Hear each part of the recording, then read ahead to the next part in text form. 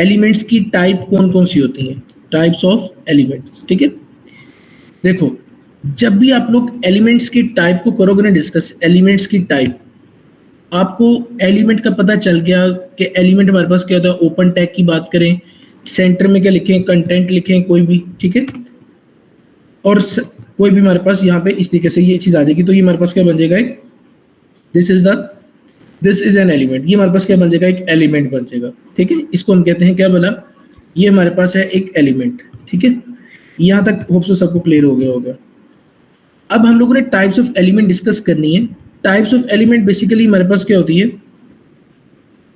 ये क्या हो रहा है इसे, अच्छा, टाइप्स ऑफ एलिमेंट कहते हैं कि एक तो हमारे पास टाइप होती है सबसे नंबर 1, एक होती है हमारे पास इनलाइन एलिमेंट।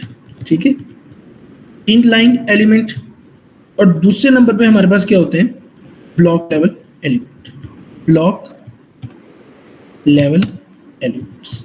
ठीक है जी, ये दो तरह के एलिमेंट्स हमारे पास होते हैं, एक इनलाइन एलिमेंट्स और दूसरे हमारे पास क्या होते हैं, ब्लॉक लेवल एलिमेंट्स। अब इन दोनों में डिफरेंस क्या है, इनलाइन एलिमेंट क्या होता है और ब्लॉक लेवल एलिमेंट्स क्या होते हैं, इन दोनों में डिफरेंस क्या है, what is the difference between inline elements and block level elements. देखें, जब भी आप लोग सबसे पहले इनलाइन एलिमेंट को डिस्कस करते हैं ना, इनलाइन एलिमेंट को, इनलाइन एलिमेंट्स नाम से जाहिर हो रहा है, इनलाइन एलिमेंट वो एलिमेंट्स होते हैं, वो एलिमेंट या ऐसे एलिमेंट जिनमें कंटेंट, जिनमें कोई भी कंटेंट हमारे पास आता है ना, वो एक सिंगल लाइन के अंदर आता है।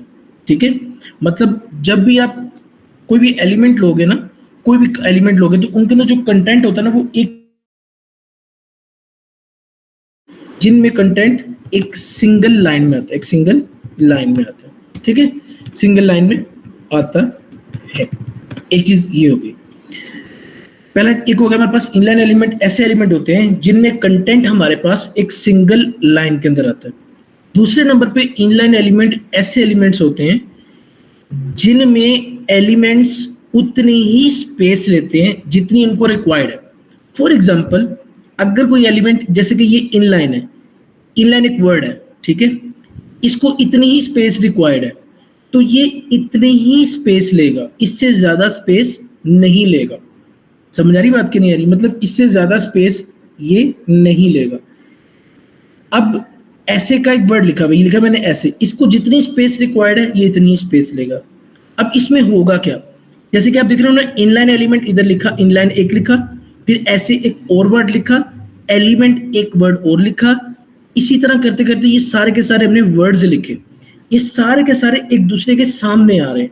मतलब इसको जितनी स्पेस रिक्वायर्ड थी ये उसमें आ गया, फिर इसको जितनी स्पेस रिक्वायर्ड थी ये उसमें आ गया, फिर इसको जितनी स्पेस रिक्वायर्ड थी, मतलब इन एलिमेंट्स को जितनी जितनी स्पेस रिक्वायर्ड है ये उतनी उतनी स्पेस अकर करते जा रहे हैं, और यहाँ पर वो एक दूसरे के आमने सामने एडजस्ट होते जा रहे हैं। इनलाइन एलिमेंट्स क्या होते हैं, ऐसे एलिमेंट्स होते हैं जो हमारे पास एक दूसरे के आमने सामने आते हैं और उतनी ही स्पेस अकर करते हैं जितनी उनको रिक्वायर्ड होती है।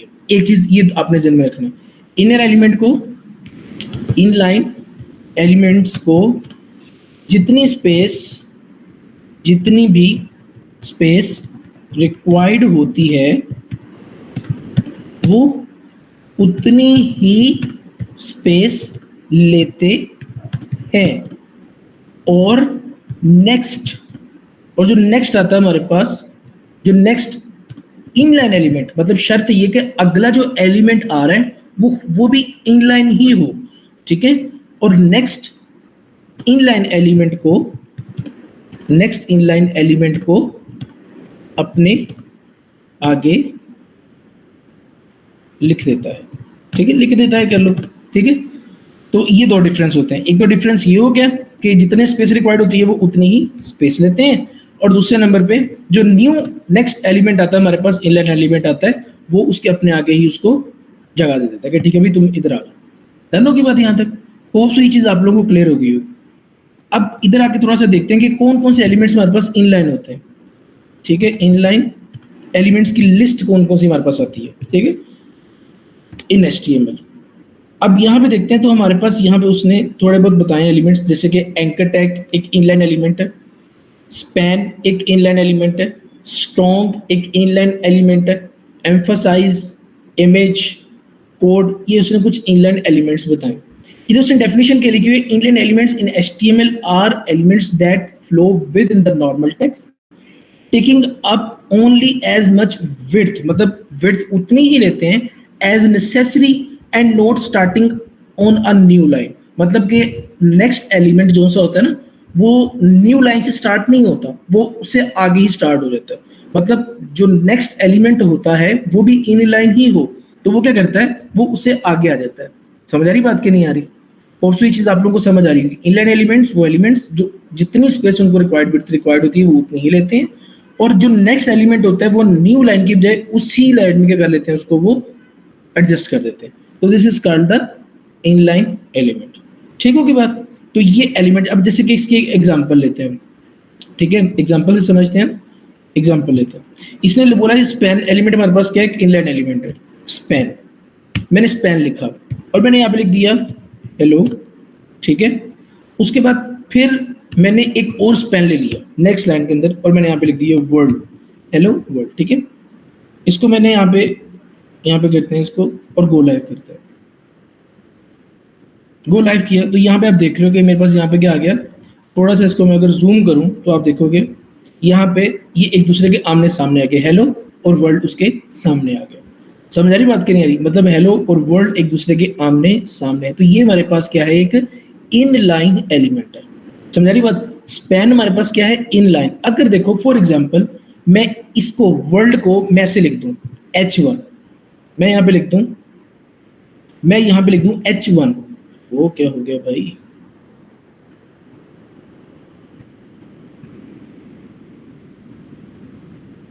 what happened?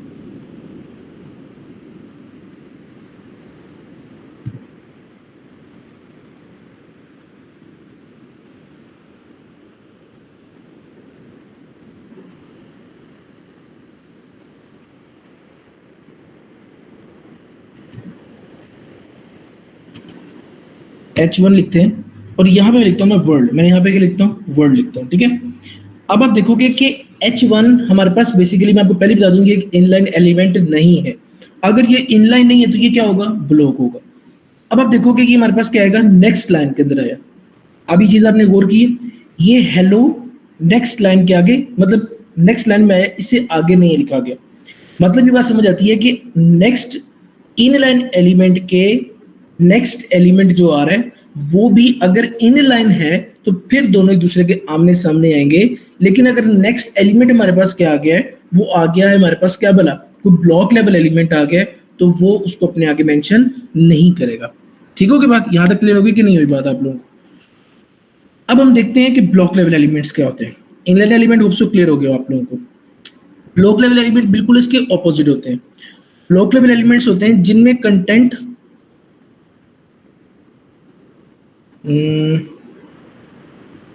Okay, block level elements वो एलिमेंट्स होते हैं, वो एलिमेंट्स ब्लॉक लेवल एलिमेंट्स होते हैं जो एक पूरी स्क्रीन की जितनी विड्थ है ना, पूरी स्क्रीन की एक विड्थ लेते हैं।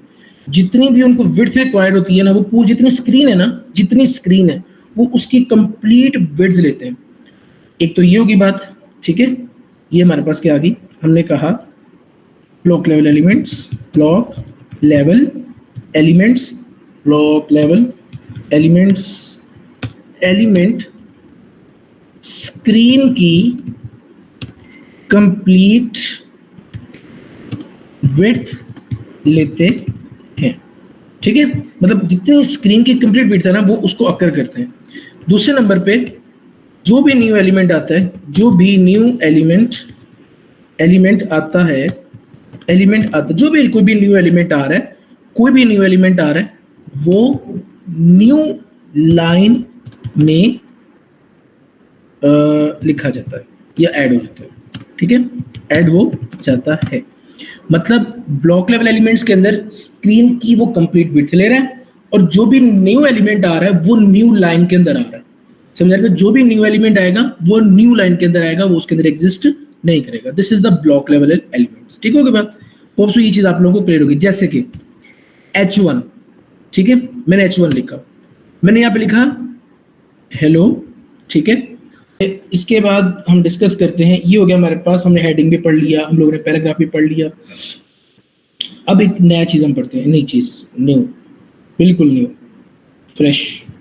वो क्या करते हैं, वो बड़ी इंपॉर्टेंट है हमारे पास, बहुत ज़्यादा इंपॉर्टेंट है। वो हमारे पास है,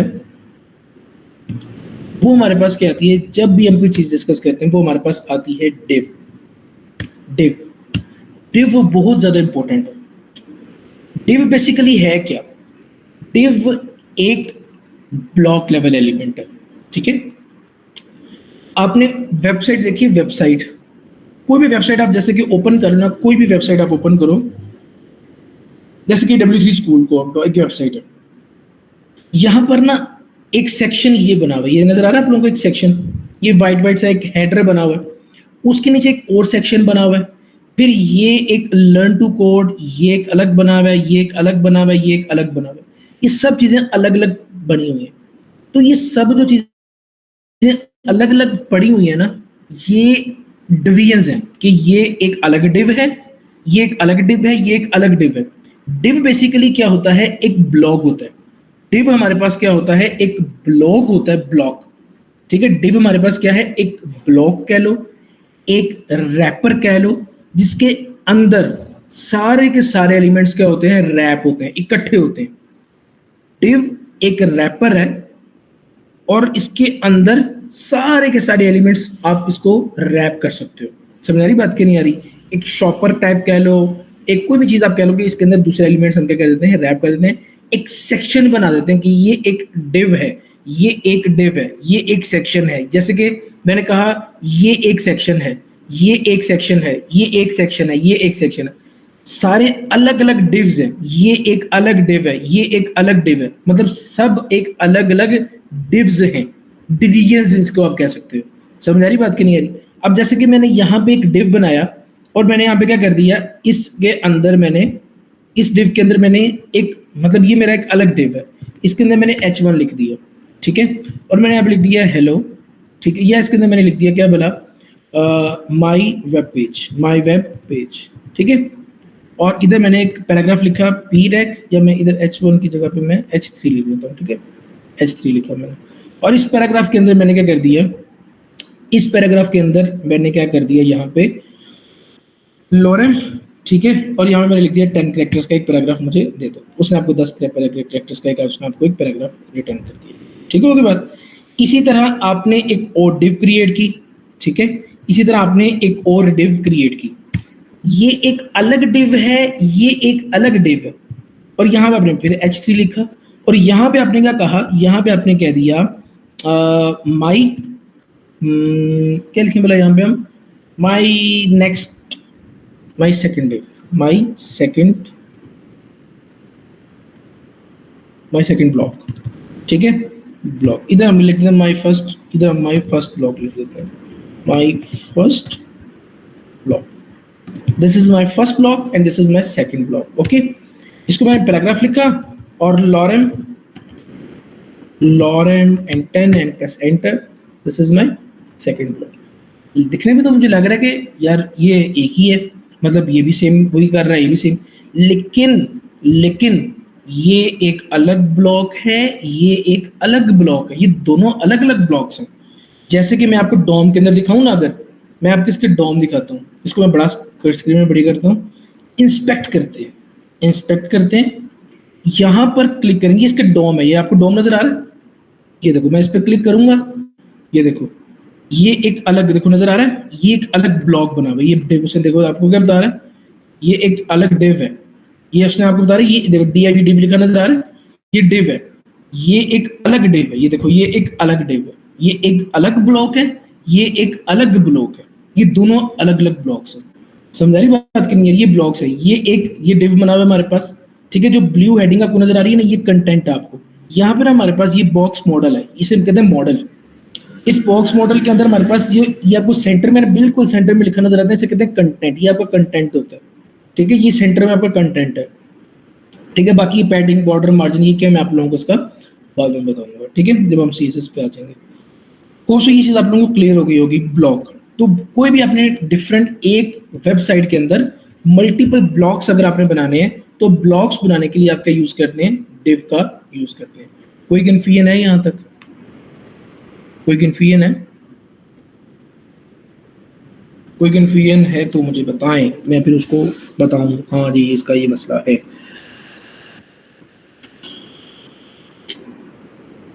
कोई मसला कोई मसाइल टेंशन क्लियर? अच्छा, अब आप लोग के माइंड में क्वेश्चन आ गया, इनमें डिफरेंस क्या है, इनमें अंतर क्या है, what is the difference both of the element, क्या डिफरेंस है इन दोनों में? जैसे कि घर में 2 बच्चे पैदा हो गए, अब दोनों के नाम डिफरेंट होंगे, एक का नाम हो गया शहबाज, एक का नाम हो गया अली, सही है ना? इसी तरह ये 2 डिफरेंट ब्लॉक्स हैं, इनके अपने अपने नाम होने चाहिए। समझ आ रही बात कि नहीं आ रही? इनके अपने अपने नाम होने चाहिए। जैसे कि एक मिसाल देता हूँ, हम स्कूल में जाते हैं, स्कूल में बच्चों के नाम होते हैं, अली भी होता है, अली नाम के मतलब 3 बच्चे बैठे हुए हैं क्लास के अंदर, 10 बच्चे हैं क्लास के अंदर ना, अली नाम के 3 स्टूडेंट्स बैठे हुए हैं, ठीक है, मतलब एक नाम के मल्टीपल स्टूडेंट्स भी हो सकते हैं, ठीक है, सेम स्टूडेंट्स हो सकते हैं।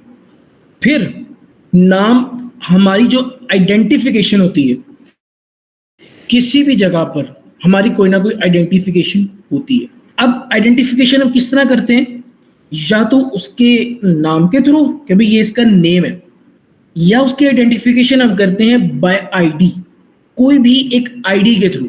जैसे कि हम एक रोल नंबर असाइन कर दिया, हमें कोई ना कोई आईडी असाइन कर दी, हम किसी कंपनी में गए काम करें, हमें कोई आईडी असाइन कर दी, वो आईडी सिर्फ हमारी है, वो उस पूरी ऑर्गेनाइजेशन में किसी बंदे की भी आईडी नहीं है।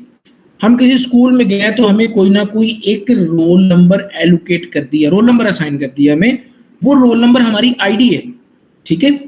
इसी तरह अब हमारी उस कंपनी के अंदर या हमारे उस स्कूल के अंदर हमारी आइडेंटिफिकेशन 2 तरह से हो रही है, या तो बाय आईडी या बाय नेम।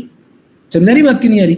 या बाय आईडी या बाय नेम, 2 तरह से हमारी आइडेंटिफिकेशन की जा रही है। कौन कौन सी? नेम के थ्रू या आईडी के थ्रू। आईडी जो सी होती है वो यूनिक हो सकती है, आईडी सेम नहीं हो सकती, ID can not be same, ID can not be same, ID unique होती है। जो नेम होता है वो सेम हो सकता है, नेम, कोई भी नेम आप सेम कर सकते हो। इफ अगर ऐसी कंडीशन आ जाए, आप अगर क्लास में अली नाम के 3 स्टूडेंट्स हैं, आप कहते हो अली, तो वो एकदम से जो सुनेंगे अली नाम, तो वो तीनों के कानों में पड़ेगा और वो तीनों क्या करेंगे, कोई ना कोई हरकत करेंगे, कोई ना कोई रिस्पॉन्स करेंगे। वो तीनों ही एक आपकी तरफ एकदम से रिएक्ट करेंगे जी, मतलब उसको लगा कि जी अली नाम लिया तो उनको तीनों में से लगा कि हमें किसी ना किसी को बुलाया है।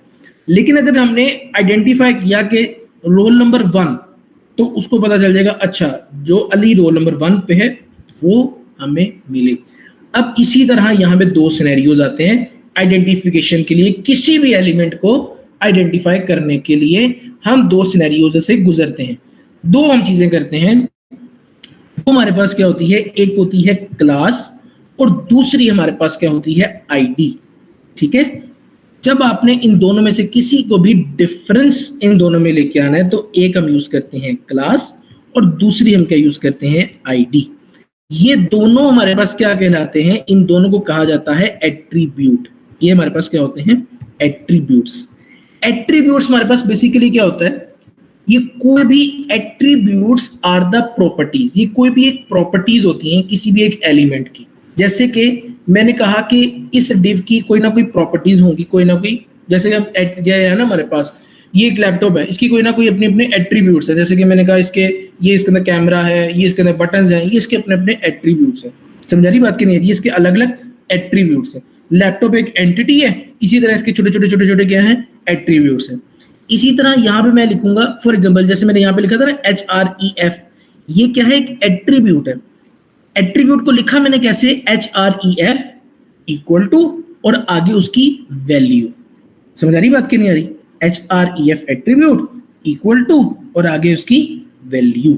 इसी तरह जब आप यहां पे लिखते हो आईडी, आईडी आपने लिखा आईडी, अब यहां पर हमारे पास क्या होगा, आईडी मैंने यहाँ पे लिख दिया, फॉर एग्जाम्पल मैंने लिख दिया ब्लॉक 1, मैंने यहाँ पे लिख दिया ब्लॉक, आईडी मैंने यहाँ पे दे दी क्या बोला, ब्लॉक 2, ब्लॉक 2। अब ये दोनों क्या हो गए हैं, ब्लॉक्स दोनों एक दूसरे के लिए डिफरेंट हो चुके हैं। अब ये कैसे हमें पता चलेगा दोनों डिफरेंट हैं ब्लॉक, वो जब हम लोग CSS में जाएंगे हम लोग को पता चल जाएगा। अच्छा, जब मैं ब्लॉक 1 को कॉल करूंगा तो ब्लॉक 1 के अंदर हम क्या करेंगे, जो भी हम लोगों ने चेंजिंग्स करनी होगी वो ब्लॉक 1 के अंदर करेंगे। जब ब्लॉक 2 को कॉल करूंगा तो ब्लॉक 2 को ही हम क्या कर सकते हैं, कॉल, मतलब जो भी हमने उसके अंदर चेंजिंग्स करनी है, जो भी उसके अंदर हमने एड्स, मतलब हमने क्लासेस, वो क्या कहते हैं, हर हमने कोई कलर ऐड करना है, कोई बैकग्राउंड कलर ऐड करना है, व्हाटएवर, जो कुछ भी हम करेंगे वो हम बाय यूजिंग आईडी करेंगे। कोई कंफ्यूजन किसी बच्चे को है तो मुझे बताओ। जैसे कि मैं आप लोगों को एक इसका बता भी देता हूँ, ठीक है, आईडी ऑलवेज बी यूनिक, ठीक है, ठीक है, यहां तक आप लोगों को समझा गया। मैं यहाँ पे हेड टैग पे जाता हूँ, इधर आते हैं, मैंने यहाँ पे लिखा स्टाइल, स्टाइल डन ना जी, डन हो गया। मैंने एक स्टाइल टैग का यूज किया, यहाँ पे मैंने लिख दिया स्टाइल, हेड के अंदर मैंने स्टाइल लिख दी, हेड के अंदर मैंने लिख दिया स्टाइल। क्लियर जी। मैंने आपको एक वर्ड कहा था कॉल, हमने कॉल करना, किसी भी एक डिव को कॉल करना है, किसी भी एक डिव को कॉल करना है। कॉल कैसे करेंगे, आईडी, जब भी किसी भी एलिमेंट को बाय आईडी कॉल करना है, बाय आईडी, मैंने कहना है ब्लॉक 1, बात सुनो, तो मुझे लिखना पड़ेगा हैश, मुझे क्या लिखना पड़ेगा, हैश, हैश ब्लॉक 1, ठीक है, ये आ जाएगा मेरे पास, हैश ब्लॉक 1, और यहां पे मेरे पास ये चीज ऐसे आ जाएगी, ठीक है जी।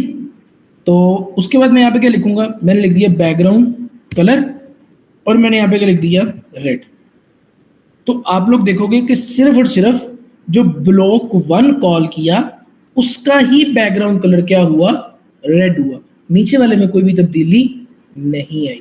ये मैंने एक प्रॉपर्टी डिफाइन कर दी, एक प्रॉपर्टी कह दी है कि बैकग्राउंड कलर, मैंने कह दिया कि इसका कलर क्या कर दो, व्हाइट कर दो, इसका कलर क्या कर दो, व्हाइट, मतलब इसका जो फॉन्ट कलर हो जाएगा वो क्या हो जाएगा, व्हाइट हो जाएगा।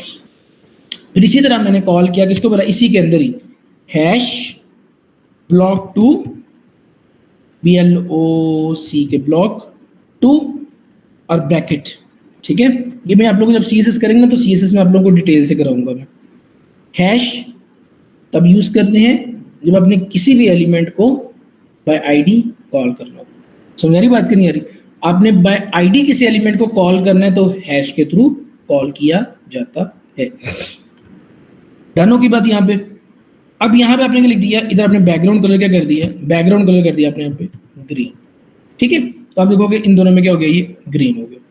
कोई कंफ्यूजन यहाँ तक है किसी बच्चे को, तो मुझे बताएं, यहाँ तक समझ आई कि नहीं आई। अब यहाँ पे तो हो गया हमारे पास एक चीज क्लियर होगी, अच्छा जी ये हो गया ब्लॉक, और ये हो गया हमारे पास क्या बोला, मतलब डिव को हमने यूज किया कि भाई ये हमारे पास ब्लॉक्स बनाने के लिए डिव को यूज किया जाता है, ठीक है। उसकी आइडेंटिफिकेशन के लिए हमने 2 एट्रीब्यूट्स पढ़े, एक हमने पढ़ा आईडी, एक हमने पढ़ा क्लास।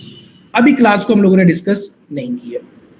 मैंने आप लोगों को इन दोनों के दरम्यान में डिफरेंसेस बताए कुछ इस तरह से कि 2 बंदों के आइडेंटिफिकेशंस हैं।